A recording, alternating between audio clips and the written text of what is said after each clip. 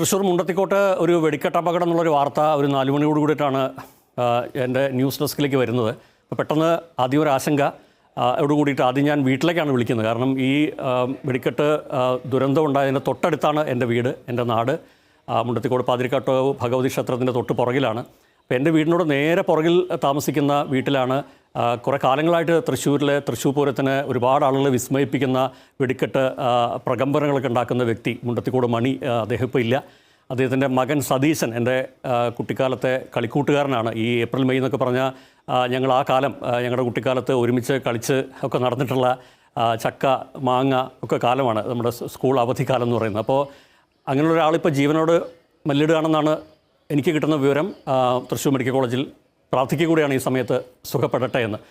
ഞാൻ പറഞ്ഞു വന്നത് അതിമനോഹരമായിട്ടൊരു ഇടമാണ്. നിങ്ങൾ ഒരുപാട് സിനിമയിൽ എൻ്റെ നാട് മുണ്ടത്തിക്കോട് കണ്ടിട്ടുണ്ട്. കുറേ സിനിമയിൽ ചിത്രം വന്നിട്ടുള്ളതാണ്. അതിമനോഹര ഒരു അമ്പലം, ഒരുപാട് ആൽമരങ്ങളൊക്കെ ഉള്ളൊരു വലിയ മൈതാനം, അതിനൊക്കെ അടുത്ത് ആണ് ഈ വെടിക്കെട്ട് പുര.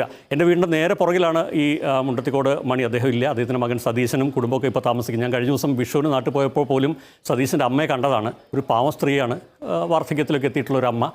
അപ്പോൾ ഇത്തവണത്തെ പൂരത്തെക്കുറിച്ചൊക്കെ ചോദിച്ചു. അപ്പോൾ നടക്കുകയാണ് കാര്യങ്ങളെന്നൊക്കെ പറഞ്ഞു. എന്ന് വെച്ചാൽ വീടിൻ്റെ അടുത്തല്ല വെടിക്കെട്ട് പുര. നിങ്ങൾക്കും ഇപ്പോൾ ഈ വാർത്തയിൽ അറിയുന്ന പോലെ മുണ്ടത്തിക്കോട് അമ്പലത്തിൻ്റെ അവിടെ നിന്നും ഒരു നടക്കാവുന്ന ദൂരം ആണ്. അവിടെ ഒരു വലിയ മൈതാനം എന്നല്ല പറയുന്നത്, നെൽപ്പാടം. അതിന് നടുവിലായിട്ട് ഏക്കർ കണക്കിന് ഭൂമിയിലാണ് ഈ വെടിക്കെട്ട് സാമഗ്രികളൊക്കെ സൂക്ഷിക്കുകയും വർഷങ്ങളായിട്ട് ഇവർ ഈ വെടിക്കെട്ട് ചെയ്യുകയൊക്കെ ചെയ്യുന്നത്. തൃശ്ശൂർ പൂരത്തിൻ്റെ വെടിക്കെട്ടിൽ മുണ്ടത്തിക്കോട് മണി എന്ന് പറഞ്ഞാൽ നിങ്ങൾക്കറിയാലോ. അപ്പോൾ അതിൻ്റെ പാരമ്പര്യം കഴിഞ്ഞ കുറച്ച് വർഷങ്ങളായിട്ട് സതീശനാണ് തുടരുന്നത്. സതീശന് സമീപത്തിൽ ചെറിയ പരിക്കൊക്കെ പറ്റി നടക്കാനൊക്കെ ഇത്തിരി ബുദ്ധിമുട്ടൊക്കെ ഉണ്ടായിരുന്നു. ഒരുപാട് പേർക്ക് ഇപ്പോൾ സതീശനോ മുണ്ടത്തിക്കോട് മണിയോ ആവട്ടെ, അവരുടെയൊക്കെ ജീവിതം കരുപ്പിടിപ്പിച്ചതൊക്കെ കാലങ്ങളായിട്ടുള്ള ഈ പെരുമയാണ്. വളരെ കരുതലോടെയാണ് അവർ ഈ കാര്യങ്ങളൊക്കെ ചെയ്യുന്നതാണ് ഞാൻ വ്യക്തിപരമായിട്ട് മനസ്സിലാക്കിയിട്ടുള്ളത്. പറഞ്ഞറിയിക്കാൻ പറ്റാത്തൊരു സങ്കടമാണ്. കാരണം പൂരത്തിൻ്റെ കുറച്ച് ദിവസങ്ങൾക്ക് മുമ്പ് ഇങ്ങനൊരു സംഭവം ഉണ്ടാകുന്നു. അവിടെ ഒരുപാട് പേരുണ്ടായിരുന്നു. ഇപ്പോൾ ഈ വാർത്തയിൽ നിൽക്കുമ്പോൾ പോലും എത്ര പേര് അവിടെ ഉണ്ടായിരുന്നു എന്ന് അറിയാൻ ആരോടാ ചോദിക്കുക. അത്രത്തോളം ഒരു യുദ്ധസമാനമായിട്ടുള്ള നമ്മൾ ഇത് 2016 ഏപ്രിലാണ് സംസാരിക്കുന്നത്. നിയമസഭാ ഇലക്ഷൻ കഴിഞ്ഞു. 2016 ഏപ്രിലാണ് കേരളം കണ്ട ഏറ്റവും വലിയ വെടിക്കെട്ട് അപകടം. ആ സ്പോട്ടിലും പോയൊരു അനുഭവം എനിക്കുണ്ട്.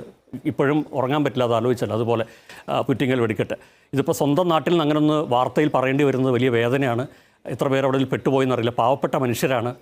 ഈ സീസണലായിട്ടൊരു തൊഴിലാണല്ലോ ഇതൊക്കെ. അപ്പോൾ സ്വാഭാവികമായിട്ട് അതിലെടുക്കേണ്ട കരുതലൊക്കെ പ്രധാനമാണ്. പക്ഷേ കരുതലൊക്കെ ഉണ്ടായിട്ടുണ്ടാവുമെന്നാണ് ഞാൻ വിശ്വസിക്കുന്നത്. പക്ഷേ ചില അപകടങ്ങൾ നമുക്ക് എന്താ അതിനെക്കുറിച്ച് പറയാൻ പറ്റുക. എനിക്ക് എൻ്റെ നാട്ടിലുണ്ടായ വലിയ സങ്കടം ഇപ്പോൾ വാർത്തയിൽ നിങ്ങൾ നേരത്തെ കണ്ടു.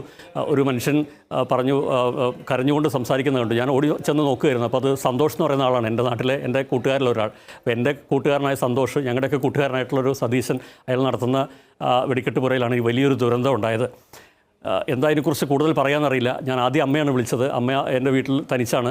അപ്പോൾ അമ്മയാകെ ഞെട്ടലോടെ നിൽക്കുകയായിരുന്നു. എന്ന് വെച്ചാൽ വീടിൻ്റെ അടുത്ത് നിന്ന് തൊട്ടടുത്തൊന്നുമല്ല, അങ്ങനെ പേടിക്കേണ്ട സാഹചര്യമില്ല. പക്ഷേ അപ്പോൾ പോലും അത്രത്തോളം വലിയ സ്ഫോടന ശബ്ദമാണ്. ഇപ്പോൾ പുറ്റിങ്ങൽ ദുരന്തം ഉണ്ടായവർക്കറിയാം, കിലോമീറ്ററുകൾക്കപ്പുറത്തേക്ക് തൂണുകളൊക്കെ പതിച്ച് നിന്നിരുന്നു. അത്രത്തോളം വലിയ ആഘാതമാണ് അന്ന് സംഭവിച്ചത്. അപ്പോൾ അമ്മയ്ക്ക് ഞെട്ടിത്തരിച്ചു. ഇങ്ങനൊരു ശബ്ദം കേട്ട് എന്താണെന്നൊക്കെ പേടിയോടെ എല്ലാവരും പുറത്തിറങ്ങിയൊക്കെ നിന്നു. അപ്പോഴാണ് മനസ്സിലാവുന്നത് സ്വന്തം നാട്ടുകാരുടെയൊക്കെ ഭാഗമായിട്ടുള്ള കുറേ ആളുകൾ ഒരു വലിയ ദുരന്തത്തിൽ പെട്ടുവന്ന്.